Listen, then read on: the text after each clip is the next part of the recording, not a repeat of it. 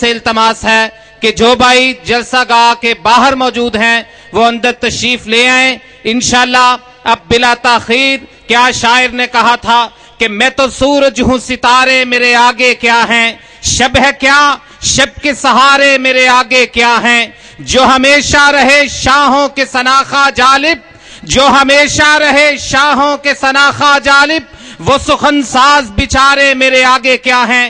میرا مطلب ہے قائد شاہی نگاہ، مال کے ملکہ بے پناہ، صاحبزادہ خطیب ملت حضرت علامہ حافظ الشام الہی ظہیر صاحب، مرکزی سیکرٹری اطلاعات و نشریات جمعیت اہل حدیث پاکستان۔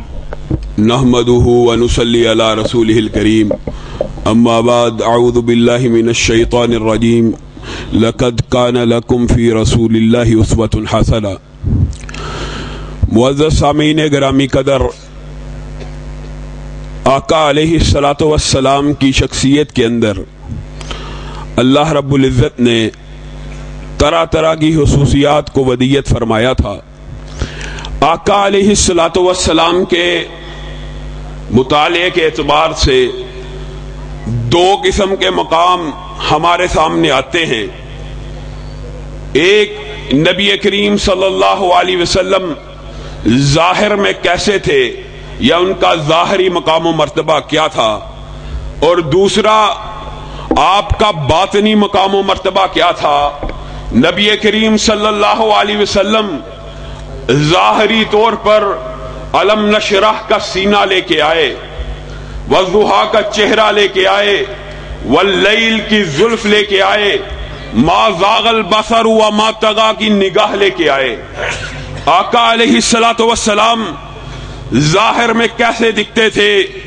جیسے کہ ابھی مقرر نے واقعہ بیان کیا کہ حضرت جابر بیان کرتے ہیں، مدینہ کی ایک رات تھی، فضا میں خنکی تھی، ہوا معطر تھی، اچانک میرے ناک سے ایک بھینی بھینی خوشبو ٹکرائی، قدم بے اختیار ہو کر اس خوشبو کی تعاقب میں چل پڑے۔ کیا دیکھتا ہوں، چند ہی لمحوں کے بعد خود کو مسجد النبوی کے اندر پاتا ہوں، اور صحن مسجد النبوی کے اندر آقا علیہ الصلوۃ والسلام سرخ رنگ کی چادر اوڑے بیٹھے ہیں۔ کہتے ہیں ایک نگاہ ان کے چہرے پر پڑی، دوسری آسمان کے چاند پر پڑی، اور دل سے یہ آواز نکلی، من وجہک المنیر لقد نور القمر، کہ آقا اگر چاند کو بھی حسن ملا تو آپ کے چہرے کے نور سے ملا۔ لوگوں، ظاہری طور پر آقا علیہ الصلوۃ والسلام کیسے تھے؟ ام ایمن بیان کرتی ہیں وہ چمکتا ہوا چاند تھا کہ دمکتا ہوا سورج تھا، جب آیا اپنے ساتھ رحمتوں کو لے کے آیا، اور جب سے گیا ہے آنکھیں دیدار کو ترستی ہیں۔ اور کسی عربی شاعر نے کہا، خدا کی قسم اتنا خوبصورت چہرہ کسی جھوٹے کا نہیں ہو سکتا۔ لوگوں، تم نے بہت سے قصے سنے، حضرت یوسف کے حسن کے بھی سنے۔ کیا سنا؟ حسن یوسف، دم عیسیٰ، ید بیضا داری۔ اور لیکن یاد رکھنا، تاریخ کے مطالعے کے اندر یہ بات رقم ہے، موجود ہے۔ کیا؟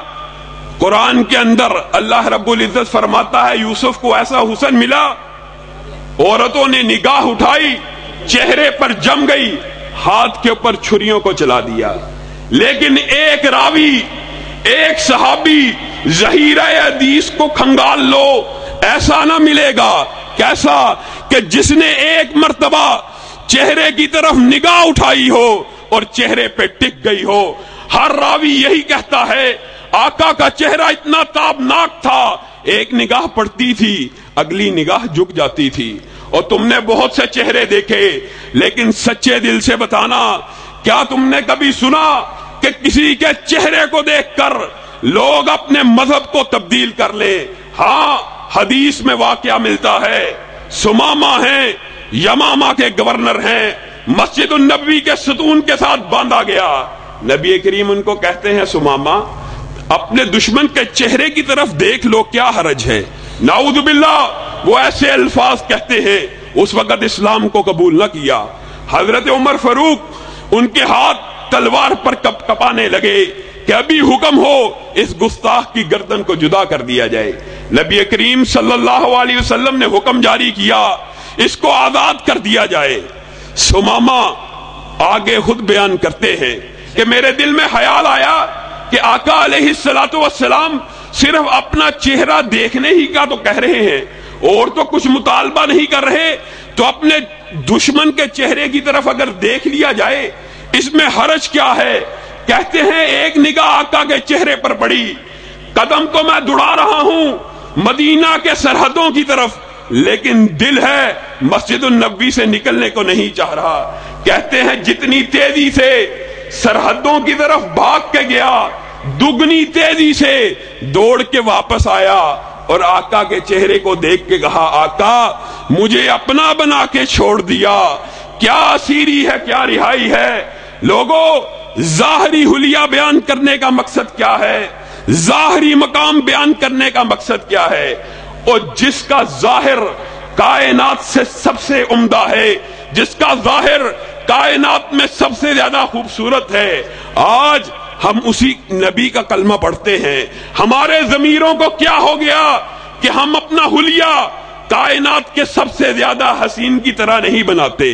आज हम सुन्नते रसूल को काटते हैं किस वजह से कि खूबसूरत लगे।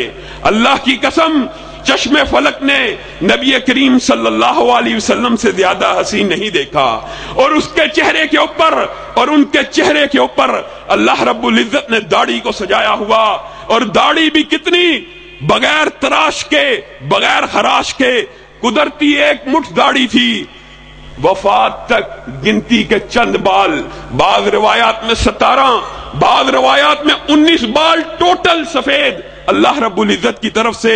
और नबी करीम सल्लल्लाहु अलैहि वसल्लम का ज़ाहरी हुल्क कैसा है, जब भी किसी की तरफ मुतवज्जे होते, पूरा मुतवज्जे होते, नबी करीम सल्लल्लाहु अलैहि वसल्लम ने जिंदगी में एक मर्तबा, जिसको उर्दू मुहावरे में कहते हैं ना उचटी नजर या सर फेर के देखना, नबी करीम सल्लल्लाहु अलैहि वसल्लम ने पूरी जिंदगी में किसी को इस तरह नहीं देखा कि कोई मुहातिब करे उसकी तरफ मुंह कर लिया, हरगिज नहीं। जो मुहातिब करता पूरे का पूरा उसकी तरफ मुतवज्जो हो जाते, इधर से कोई आवाज देते पूरे का पूरा उसकी तरफ मुतवज्जे हो जाते, चलते सर को झुका के चलते, निगाह को बिछा के चलते, ऐसा लगता जैसे तेजी से चल रहे हैं। और लोगों जिसका जाहिर सबसे अच्छा है उसका जाहिर अपना लो। मोहब्बत के दावे करने वाले बहुत हैं, और हम तुमसे अगर ये बात कहें, तुम इस बात को समझते हो कि मोहब्बत के दावे में सिर्फ वो सच्चा है जो इताअत करे। आज इस चीज का अपने दिल में अहद करो कि कायनात के सबसे हसीन के हुलिये के मुताबिक अपने हुलिये को बनाना है। और जहां तक आका अलैहिस्सलातु वस्सलाम का बातनी मकाम व मर्तबा है, दो बातों को आपके सामने रखूंगा, याद कर लीजिए। पहली कुरान की आयत, सुब्हानल्लज़ी असरा बि अब्दिही लैलम मिनल मस्जिदिल हरामी इलल मस्जिदिल अक्सा। हदीस के अंदर इस वाक़े की इस तरह तशरीह की जाती है कि आका अलैहिस्सलातु वस्सलाम को जब बैतुल मुक़द्दस में लाया गया, जिब्रील अमीन हमरा थे। आका अलैहिस्सलातु वस्सलाम ने वहां पर बहुत से खूबसूरत चेहरे देखे, नूरानी चेहरे, बुजुर्ग चेहरे। आका ने उनसे ज्यादा हंसी पहले कभी ना देखे थे। जिब्रील को मुहातब होकर कहते हैं, ये कौन लोग हैं, मैंने इनसे ज्यादा खूबसूरत किसी को नहीं देखा। जिब्रील कहते हैं, आदम से लेकर ईसा तक जितने नबी दुनिया से चले गए उनको मौजज़ाती तौर पर जमीन पे बुलाया गया है। आका अलैहिस्सलातु वस्सलाम कहते हैं, ये जमीन पे क्या करने आए हैं। जिब्रील अमीन कहते हैं, ये नमाज को अदा करने के लिए आए हैं। आका कहते हैं, ये नमाज को अदा क्यों नहीं करते। जिब्रील कहते हैं, इनको अपने इमाम का इंतजार है। आका कहते हैं, इनका इमाम कौन है। लोगों सिर्फ इस बात के ऊपर गौर करना, जिब्रील अमीन अपने दोनों हाथों को नबी के दोनों शानों पे रख देते हैं और कहते हैं, इस मुसल्ले पे खड़े हो जाइए। अल्लाह रब्बुल इज्जत ने आपको 1,24,000 अंबिया का इमाम बनाकर भेजा है। लोगों کیا یہ ایک واقعہ اس چیز کی دلیل نہیں کہ نبی کی ذات بھی اعلیٰ ہے؟ اگر نبی کا باطن بھی اعلیٰ ہے تو پھر بات بھی اسی کی اعلیٰ ہوگی، جس کی ذات اعلیٰ اسی کی بات اعلیٰ۔ اور دوسرا واقعہ کیا ہے؟ احادیث میں ملتا ہے، دو فرشتے اترتے ہیں، ایک فرشتہ کہتا ہے ہوا ہوا، کیا یہ وہی ہیں؟ دوسرا فرشتہ کہتا ہے نعم ہوا ہوا، ہاں یہ وہی ہیں۔ ان کے وزن کا بہت چرچا ہے، ان کے وزن کی بہت بات ہے، ان کو ذرا تولا جائے۔ آقا علیہ الصلوۃ والسلام کو 1 سے تولا گیا، 10 سے تولا گیا، 100 سے تولا گیا، میرے آقا کا پلڑا بھاری ہو گیا۔ انہوں نے کہا اس کو ایسے نہ تولو، 1000 سے تولو، 10,000 سے تولو، لاکھ سے تولو، 10 لاکھ سے تولو، 1 کروڑ سے تولو، 10 کروڑ سے تولو، 1 ارب سے تولو۔ لوگوں، سچی بات ہے، اور نبی سے زیادہ سچی بات کسی کی ہو نہیں سکتی۔ آقا علیہ الصلوۃ والسلام کو 1 ارب سے تولا گیا، میرے آقا کا پلڑا بھاری ہو گیا۔ انہوں نے کہا ایسے نہ تولو، اس کا وزن بہت ہے۔ صحیح حدیث ہے، علماء نے اس کی سند کو صحیح کہا۔ آقا علیہ الصلوۃ والسلام نے خود اس کی روایت کی۔ آقا علیہ الصلوۃ والسلام کو انہوں نے کہا اگر تولنا ہے پوری انسانیت کو ایک پلڑے میں ڈال دو۔ لوگوں رکیے، سوچنے کا مقام ہے، پوری انسانیت کے اندر کتنے انبیاء ہیں؟ 1,24,000 کم و بیش انبیاء، اور کتنے شہداء ہیں، کتنے صدیقین ہیں، کتنے اولیاء ہیں، اور دنیا کے سارے شہید ایک پلڑے میں، دنیا کے سارے اولیاء ایک پلڑے میں، دنیا کے سارے انبیاء ایک پلڑے میں، تنہا آمینہ کے لال دوسرے پلڑے میں۔ اور خدا کی قسم جب پوری انسانیت کے ساتھ آقا علیہ الصلوۃ والسلام کو تولا گیا، میرے آقا کا پلڑا بھاری ہو گیا۔ لوگوں کیوں نہیں سمجھتے کہ جس کا وزن اس قدر زیادہ ہے ہم اس کی بات کو کیوں نہ مانیں؟ کیا وجہ ہے ہم اس کی چھوڑ کر تیرے امام، تیرے مفتی، تیرے پیر کی بات کو مانیں؟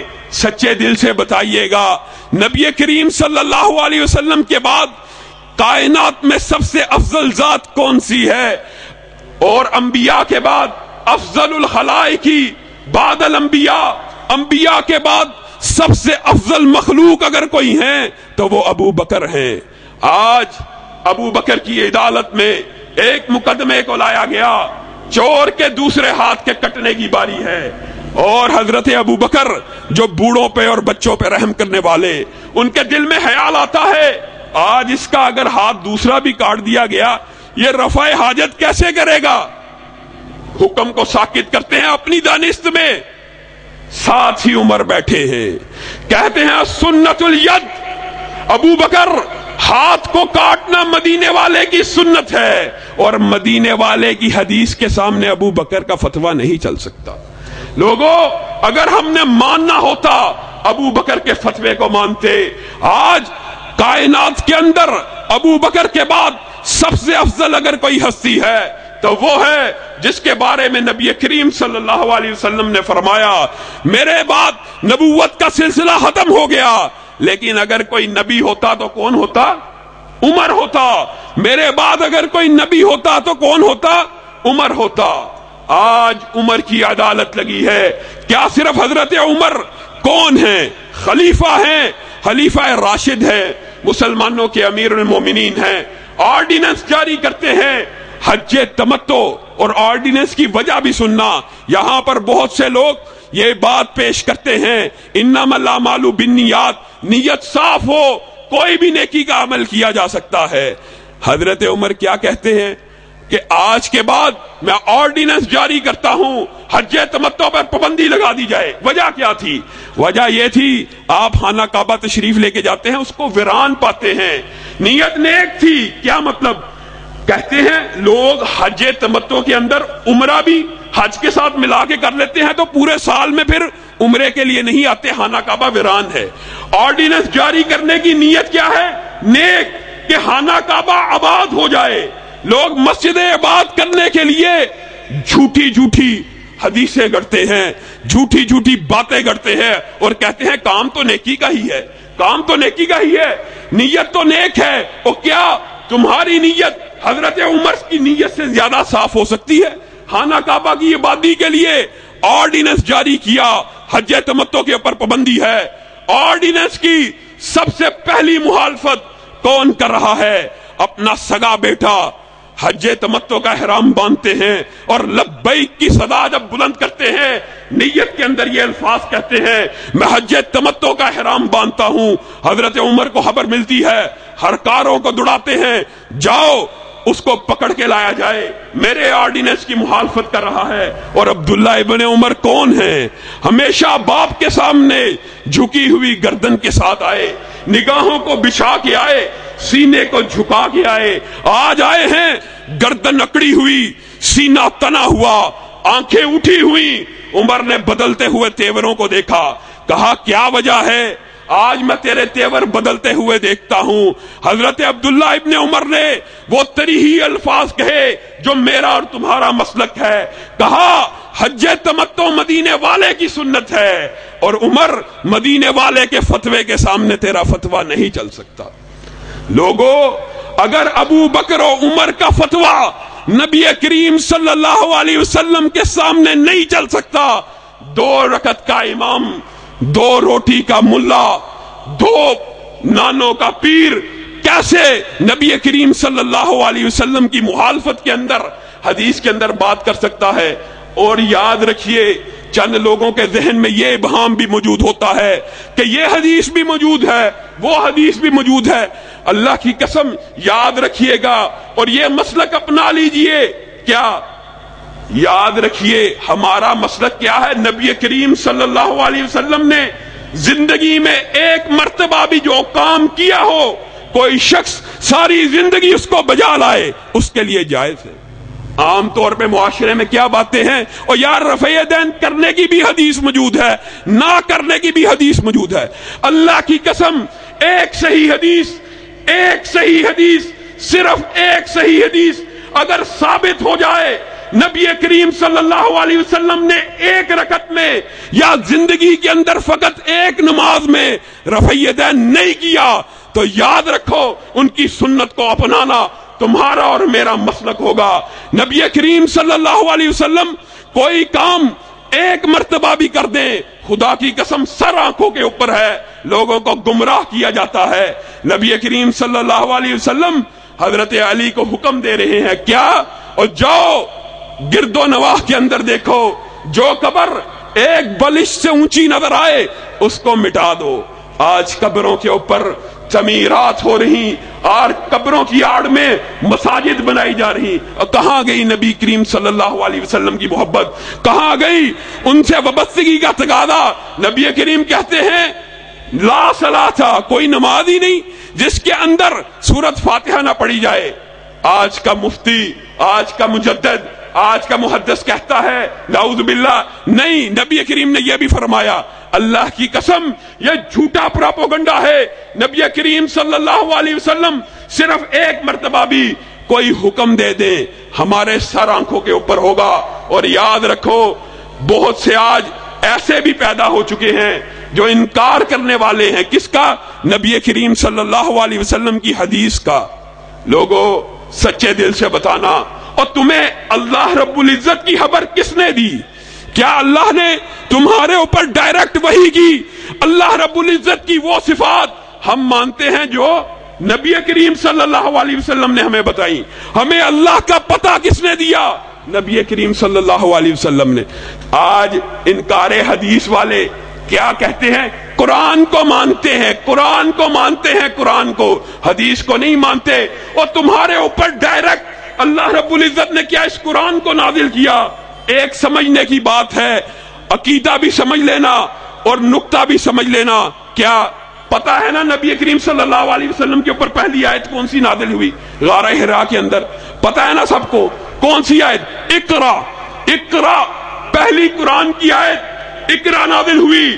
نبی کریم صلی اللہ علیہ وسلم قرآن کی ترتیب دیتے ہیں، سورۃ فاتحہ کو پہلے رکھتے ہیں۔ اگر اللہ رب العزت ہی کی ترتیب یا وہ بات جو منکرین حدیث کہتے ہیں، تو پھر قرآن کی پہلی آیت کون سی ہونی چاہیے تھی؟ اقرا پہلی آیت تھی، نہیں ہے۔ کس وجہ سے نہیں ہے؟ نبی کریم صلی اللہ علیہ وسلم کی حدیث کی وجہ سے۔ اور یہ کتنی جاہلانہ سوچ ہے، قرآن کو مانتے ہیں حدیث کو نہیں مانتے۔ لوگوں، یہ سورت فاتحہ قرآن ہے، یہ ہمیں بتایا کس نے؟ نبی کریم صلی اللہ علیہ وسلم نے۔ مطلب کیا ہے کہ قرآن کو بھی صرف وہی مان سکتا ہے جو حدیث پہ یقین رکھتا ہو، نہیں تو کیا تمہارے اوپر اللہ رب العزت نے سیدھا قرآن نازل کر دیا ہے؟ تمہیں اللہ رب العزت کا علم کس نے دیا؟ نبی کریم صلی اللہ علیہ وسلم کی احادیث کی روشنی میں۔ بات کو مختصر کرتا ہوں، بہت سے علماء بیٹھے ہیں، آج معاشرے کے اندر چوری ہے، چکاری ہے، ڈکیتی ہے، ہم روتے ہیں، حکمرانوں سے گلے کرتے ہیں، مہنگائی ہے، بے روزگاری ہے، فحاشی ہے، پاکستان کے اندر آئے روز لڑکیوں کے ساتھ برا بلا کیا جا رہا۔ لوگوں، اللہ کی قسم، یہ تمام مسائل بھی حل ہوں گے تو کالی کملی والے کے نظام سے ہوں گے، کہ جس نے کائنات کی ہر بیٹی کو فاطمہ کی نظر سے دیکھا۔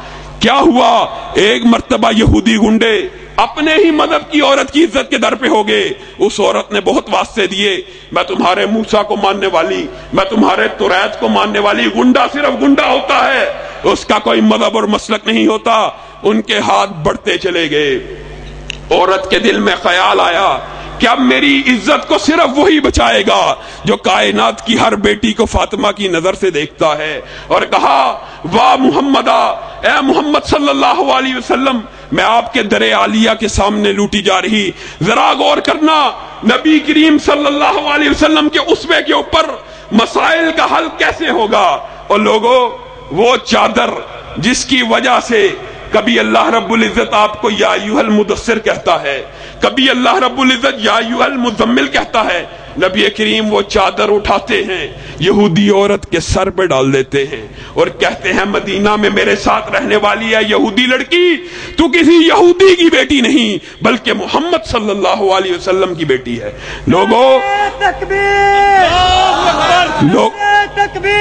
لوگوں، یہ وہ اسوہ ہے، یہ وہ سنت ہے، یہ وہ طریقہ ہے، یہ وہ منہج ہے جس سے تمام کے تمام مسائل حل ہوں گے۔ اور اللہ کی قسم، میرے ذہن میں بہت سے واقعات آ رہے، ایک واقعے کو رکھ کے اپنی بات کو ختم کروں گا۔ اور غربت بھی اگر دور ہوگی، کالی کملی والے کے نظام سے دور ہوگی۔ کس وجہ سے؟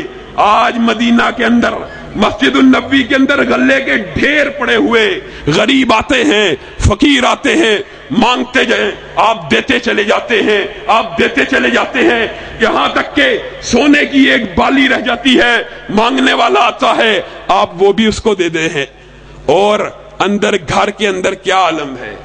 امہات المومنین چولہوں کو جلا کے بیٹھی ہوئی، ہانڈیوں کو اوپر رکھ کے بیٹھی ہوئی کہ آج تو مدینہ کے گھر گھر میں چولہا جلے گا، آج محمد صلی اللہ علیہ وسلم کے گھر میں بھی کھانا پک جائے گا۔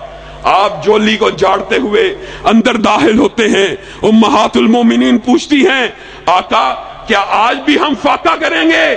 کیا آج بھی ہم بھوکے رہیں گے؟ تو نبی کریم صلی اللہ علیہ وسلم وہ تریحی منہج، وہ تریحی قول کہتے ہیں جس کو پلے باندھ لینے سے آج معاشرے کے تمام مسائل حل ہو جائیں گے۔ کیا کہتے ہیں؟ او اے امہات المومنین، تمہارے بیٹے بھوکے تھے اور محمد صلی اللہ علیہ وسلم کی غیرت نے اس بات کو گوارا نہ کیا کہ وہ بھوکے سو جائیں اور میں محمد صلی اللہ علیہ وسلم کے گھر میں کھانا پکے۔ لوگوں، آپ کو اور مجھ کو، ہم سب کو اپنا ایک نظریہ بنا لینا چاہیے، جہاں پہ قول رسول آ جائے، جہاں پہ حکم رسول آ جائے، جہاں پہ حدیث رسول آ جائے، آنکھیں جھک جائیں۔ اور یہ نہ ڈریے، بعض لوگوں کے، اپنے ہی لوگوں کے ذہن میں بھی شاید یہ بات ہوتی ہے، یار یہ شاید حدیث ادھر بھی ہو، اللہ کی قسم ایک بھی صحیح حدیث ہوگی ہم مانیں گے۔ سبحان ربک رب العزت عما یصفون وسلام علی المرسلین والحمد للہ۔